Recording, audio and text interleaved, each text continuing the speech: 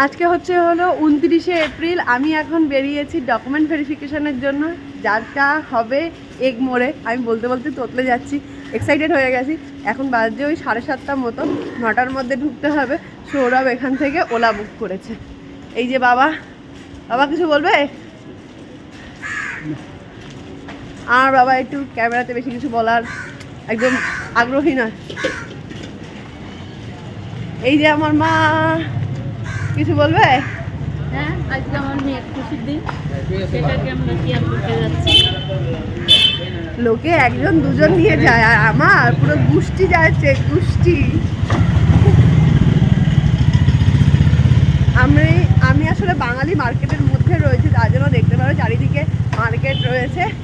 দাঁড়াও, আর একজনের সাথে কথা বলার। মদন মোহন মালব্য, আপনি কিছু বলতে চান?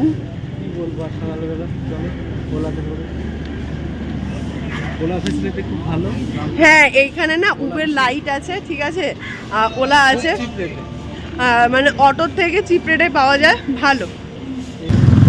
লোকেশনটা দিয়ে দিয়েছিস তো? আমি এসে কোনো ব্লগ বানাইনি, কিন্তু আজকে মনে হলো এটা একটা স্পেশাল ডে। এটাকে তো অ্যাজ এ মেমোরি হিসাবে আমার ইউটিউবে রাখতেই হবে, প্লাস আমার যারা ফ্রেন্ডস আছে তাদের সাথেও শেয়ার করতে হবে, কারণ অনেকে যারা চেন্নাইতে আসবে তাদের জন্য এই জিনিসগুলো খুবই উপকার হবে।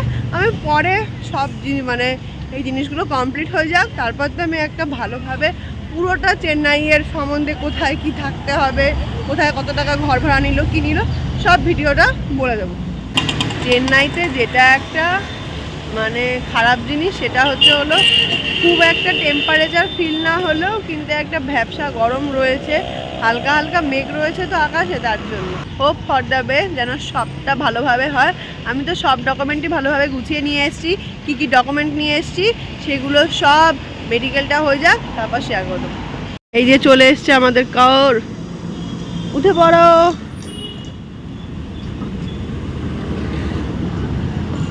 যা, আমরা এখন যাচ্ছি ইতিরাজ উমেন্স কলেজের পাশে, সেখানেই রয়েছে রেলওয়ে রিক্রুটমেন্ট বোর্ড। আর আমাদের এখানে ওলাতে চার্জ করছে 70 টাকা, অটোর থেকে অনেক বেশি রিজনেবলেই পেয়ে যাবে। অটোতে আবার 100 টাকা করে নিয়ে নিচ্ছিল। এই যে আমাদের পুরো ট্যুরটাই গাইড করছে সৌরভ ঘোষ। তোমাদের যদি কোনো জায়গায় কোনো প্রবলেম হয়, ওর সাথে কন্ট্যাক্ট করতে পারো। ও কিন্তু পুরো চেন্নাইটা ঘুরে নিয়েছে আমার সাথে, ঠিক আছে? ও সবটা তোমাদেরকে ইন ডিটেলসে বলে দিতে পারবে। আর চশমাটার সময় পরে নি এমন হাব নিয়ে নিচ্ছে, আলাদাই বিষয়। হ্যাঁ, তুমি ছাড়তে পরে।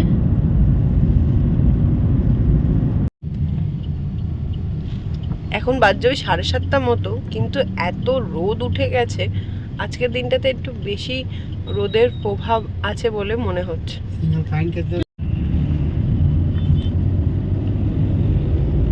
পৌঁছে গেছি আমি একদম রেলওয়ে রিক্রুটমেন্ট বোর্ডের সামনে। ঠিক ওই 10 মিনিট মতো লাগলো, 8:45 বাজে, এর মধ্যেই পৌঁছেও গেছে।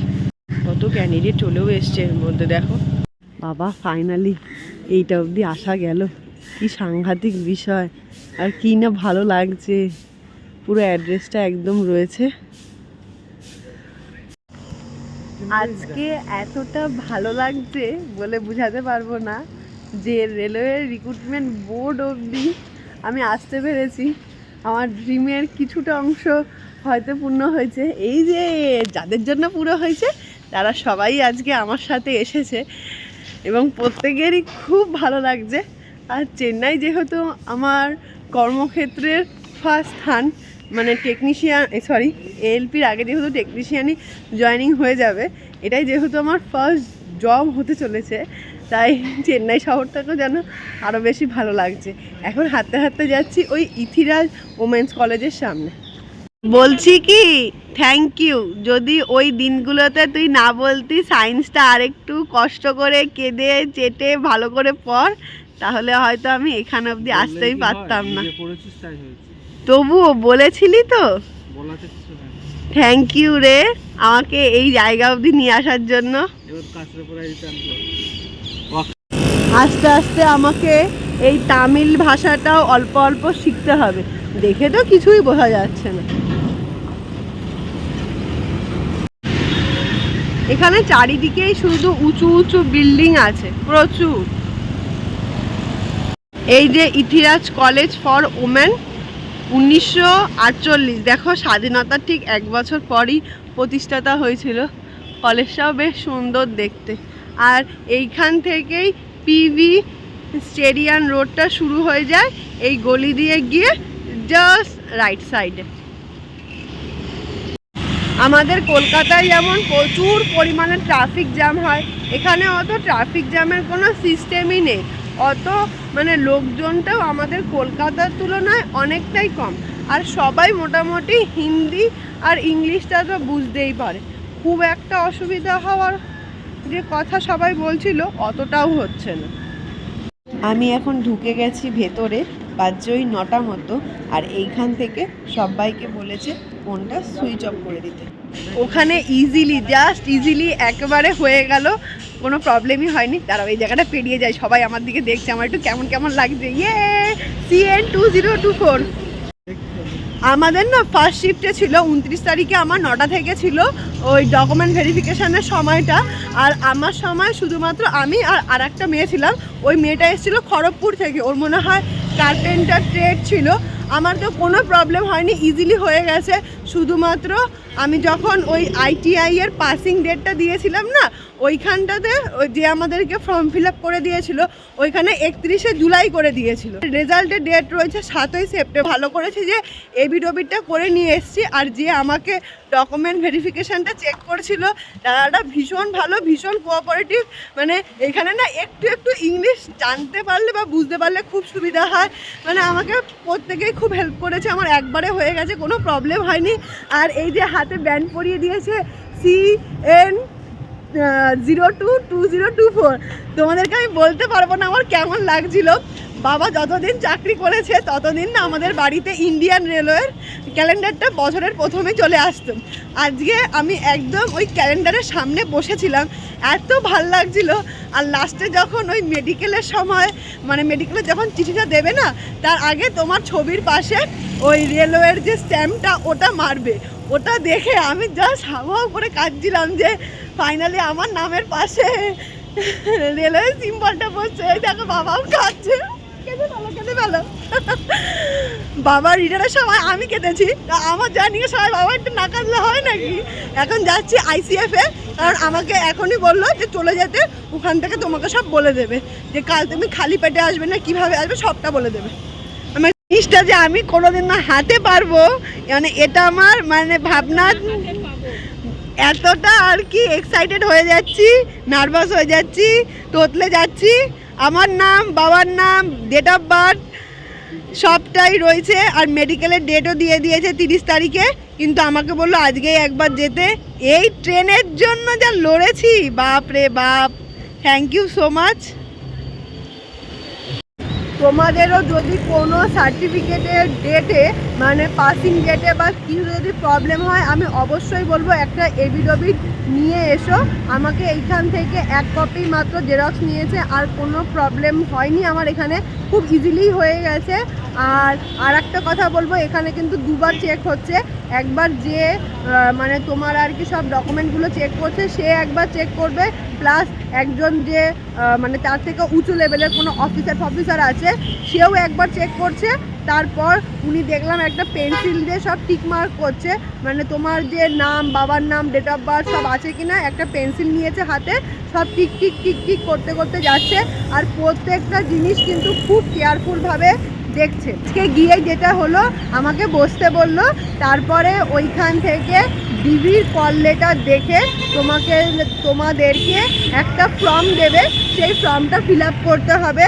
আর সেই ফর্মটা অবশ্যই গাইডলাইন যেভাবে ওনারা বলবে সেভাবেই ফিল আপ করবে, কোনো তাড়াহুড়ো করবে না।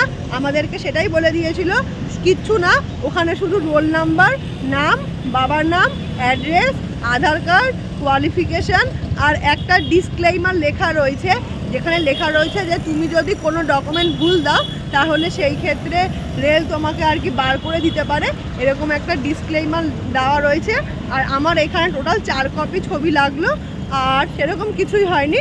আর তারপরে ওই 2 হাতের আর কি, মানে এই হাতে বায়োমেট্রিক আর এই হাতের বায়োমেট্রিক নিল, তারপরে এই ব্যান্ডটা পরিয়ে দেবে তোমাদেরকে, যে মানে আর কি সিএর নাম্বার দিয়ে, ব্যাস। মানে খুব ইজিলি ভালোভাবে প্রক্রিয়াটা চলেছে। যদি তোমাদের কোনো ধরনের ভুল না থাকে, এখানে কোনো প্রবলেম হচ্ছে না। কিন্তু আমি দেখলাম মানে ওবিসিদের একটু প্রবলেম হচ্ছে, যাদের এনসিএল সার্টিফিকেট নেই তাদেরকে দেখলাম পুরোপুরি ইউআরে আবার মানে রিক্রুটমেন্ট হলো, তারা কালকে এসেছে কিন্তু তাদের আর কি আজকে হলো, তাদের ইউআর হিসাবে নিল। আর আজকে আমি যতদূর দেখলাম যে আমাদের আজকের দিনটাতে মানে এই 9টা নাগাদ দুজনই আমরা ইউআর ছিলাম, দুজনই ওয়েস্ট বেঙ্গল থেকেই এসছি, বাকি তো সব কুমার ওই সবই ভরে ভরে রয়েছে। আর এই জিনিসটা পেয়ে দেখবে একটা অন্যরকম ফিলিংস কাজ করবে, যেহেতু আমরা ইন্ডিয়ান রেলওয়ে লাভার, তাই একটু একটু করে ভালোবাসা কান্না সব মিলেমিশে একটা দুর্দান্ত ফিলিং কাজ করবে। এখান থেকে যখন তোমার সব কিছু ঠিকঠাক থাকবে তারপরেই তোমাকে এই মেডিকেলের জন্য কাগজটা দেবে। এই কাগজটা কিন্তু একদমই খুলবে না, কারণ এই কাগজটা শুধুমাত্র ডাক্তাররাই খুলবে। আমার বাবা কাজ করেছে 36 বছর ইন্ডিয়ান রেলওয়েতে, আমি একটু তার থেকে কম ওই 35 বছর মতো কাজ করব। এইরকম একটা লেটার দিলেই দেখো নিচে লেখা রয়েছে the above candidate roll number দিয়ে ডকুমেন্ট ভেরিফিকেশান কমপ্লিটেড। আর তারপরে আর কি যেটা আমার মেডিকেল হবে সেটা হচ্ছে যে B1 এবং তার বিলোতে আছে, এবং ওই যে আমি যে 24 টাকাটা পেড করেছি সেটাও এখানে লেখা রয়েছে। আর একটা কথা বলবো, তোমরা কিন্তু 24 টাকা খুচরো নিয়ে আসবে, মানে নোট আনলে অসুবিধা সেরকম কিছু নেই, কিন্তু আমি 24 টাকা খুচরো নিয়েই এসেছিলাম। সৌরভ এখানে এসে আমাকে এক ফোঁটাও যেন কষ্ট না হয়, তাই উবের লাইটটা ডাউনলোড করে আমি যবে থেকে চেন্নাই এসছি সব উবের করেই ঘোরাচ্ছে। আমাকে বাসে উঠতে দেয়নি, অটোতেও উঠতে দেয়নি, সব উবের করে ঘোরাচ্ছে। এই ICF এর সামনে যাব, দেখেও নেব। আর কি বলছে আজকেও আমার মেডিকেল হয়ে যেতে পারে নাকি, আমাকে বলল যে তুমি আজকেই চলে যাও, ওইখানে একদম সামনেই রয়েছে। এবার হয়তো কালকে খেয়ে আসবো না খেয়ে আসবো না কি করব এটাই হয়তো বলে দেবে। এই যে চলে এসছে আমাদের উবের, যেটা করে আমরা এখন যাব ICF হসপিটালে। এই যে চলে এসছি আমরা ICF হসপিটালের কাছে, এবার যাব ভেতরে, দেখব বিষয়টা কি হচ্ছে। যা রৌদ্র না, মাথা ফাটিয়ে একেবারে চুরচুর করে দেবে, বিশাল রৌদ্র। আমরা চলে এসেছি মেডিকেল এক্সামিনেশন রুমের সামনে, আর এইখানে অনেক ক্যান্ডিডেটের সাথে কথা হলো, সবারই হাতে এই ব্যাজটা পরানো রয়েছে।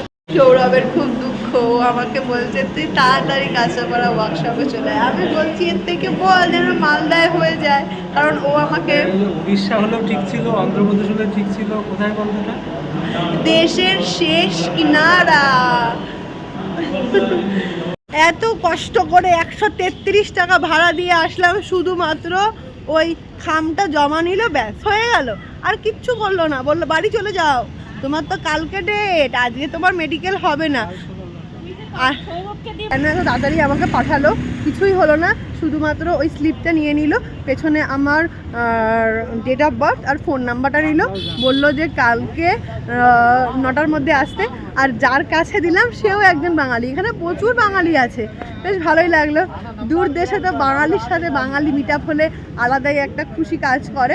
আর অনেকের আজকে মেডিকেল হয়েও গেল, আমার মনে হচ্ছে কালকেই হয়তো আমার মেডিকেল হয়ে যাবে, কিন্তু আমার টিকিট কাটা রয়েছে 3 তারিখ, দেখা যাক কি হয়। আজকের এই ভিডিওটাকে করছি এখানেই এন্ড। এটা একটা ইনফরমেশন ভিডিও, যদি তোমাদের ভালো লেগে থাকে অবশ্যই ভিডিওর নিচে এটা কমেন্টে জানিও। বাজে এখন 3টের মতো, চলে এসেছি এখন মানে রুমে এই হোটেলটাতে। আমি তোমাদেরকে একটা কথাই বলবো, যে এই ভুলটা আমি করেছি সেটা তোমরা করো না। যে কাগজগুলো দেবে না সেটা খুব সিনসিয়ারলিভাবে নেবে। আমি না কাগজগুলো নিয়ে জাস্ট ফট করে ব্যাগের মধ্যে ঢুকিয়ে দিয়েছি, আর যেখানে আমার মেডিকেলটা হবে ICF-এ গিয়ে শুধু আমাকে ফর্মে যে কাগজটা দিয়েছে ওটা দিয়ে দিয়েছি। আমাকে যে 24 টাকার একটা মানি রিসিপ্ট দিয়েছিল সেটা না অত ভালো করে খেয়াল করিনি, ব্যাগের ওই একটা নোটের মধ্যে ঢুকে গেছিলো, আর আমি দিইনি। আর আমাকে ফোন করে বলছে যে ওই কাগজটা দিতে, এবার আমি তো নাজেহাল হয়ে যাচ্ছি। পরে দেখলাম ব্যাগের মধ্যেই আছে, তাই ওই ফর্মটার সাথে সাথে কিন্তু ওই 24 টাকার মানি রিসিপ্টটাও খুব ভালোভাবে নিজের কাছে সযত্নে রাখবে। আর একটা কথা বলবো, এই চেন্নাইতে যাদের যাদের ডকুমেন্ট ভেরিফিকেশান হবে কেউ ওই অটো রিক্সার চক্করে করবে না, এমনকি বাসের চক্করেও না। ওর থেকে অনেকটাই বেশি হেল্পফুল হবে উবেরে বা ওলাতে। কারণ আমি বাসে আসতে গিয়ে দেখলাম দম বেরিয়ে গেল, উল্টে হাঁটতেও হলো, একদম বিধি খিচ্ছিরি ব্যাপার। কারণ এই রোদের মধ্যে হাঁটা মানে বুঝতেই পারছো। তাই আমি সবাইকে বলবো যারা যাদের চেন্নাইতে হচ্ছে অবশ্যই উবেরের হেল্পটা নিও।